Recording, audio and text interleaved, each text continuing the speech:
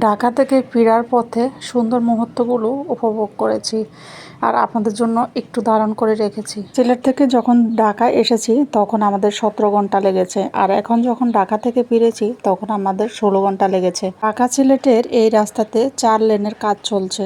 এত সময় লাগাতে অনেক কষ্ট হয়েছে, তাই যারা ঢাকা থেকে ঘুরতে আসবেন সিলেটে বা সিলেট থেকে ঢাকা যাওয়ার প্ল্যান করছেন তারা কিন্তু এই ভোগান্তিতে পড়তে পারেন, তাই বুঝে শুনে যাওয়ার প্ল্যানটা করবেন।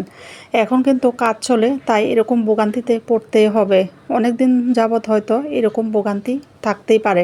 যেখানে সিলেট থেকে ঢাকা যেতাম 4 থেকে 5 ঘন্টা একদম বাসায় পৌঁছে যেতাম, সেখানে এত ঘন্টা লাগার কারণ অনেক কষ্ট হয় এবং বসতে বসতে অবস্থা তো খুবই খারাপ। যারা এই ভিডিওটা দেখছেন হয়তো একটু হলেও উপকারে আসবে। যারা বের হতে চাচ্ছেন তারা চিন্তা ভাবনা করেই বের হতে পারবেন।